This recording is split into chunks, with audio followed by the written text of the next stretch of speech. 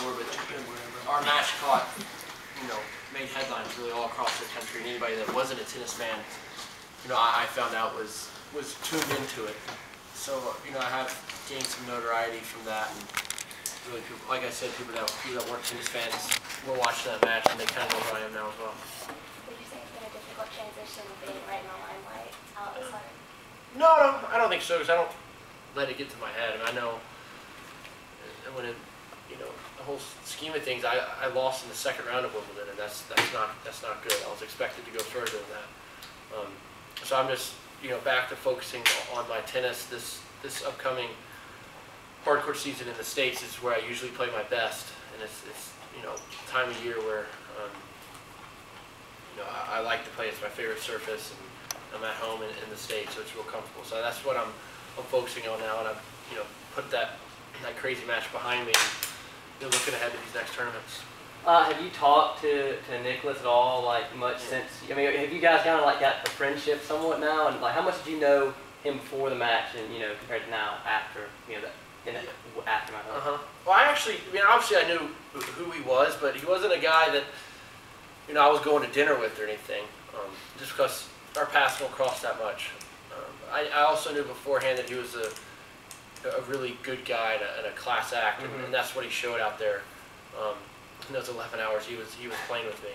But I spoke to him briefly after the match, but I haven't even seen him since once the next day hit. I haven't seen him. I haven't spoken to him. I imagine I'm trying to think of a question that you have not heard since then. I can't think of one. What's the weirdest question that you have received about this match? Oh gosh, it's hard to say right now. I can't.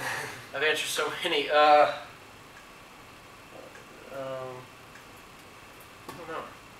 Questions come away like, did I ever think about just throwing in the towel? Yeah. At some point, but obviously that never crossed my mind. Crossed my mind. It didn't cross his mind either. So when you're out there battling away, last thing you want to do is just kind of go out quietly. So we just kept fighting.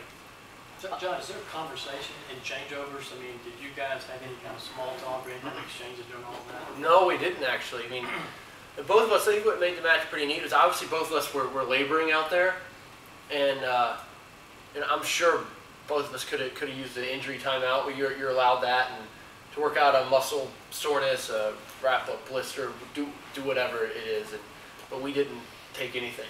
So we'd play our games, we'd go to the changeover, they called time, we were right back up. We did that time and time and time again, but we weren't conversing with each other at all. Go ahead. I was just say, my boss wanted me to ask you before I came here. A lot of people heard about Roddick brought you food. What was the food he ended up buying you? It was everything you can imagine. It was it was for myself, my coach, and the trainer.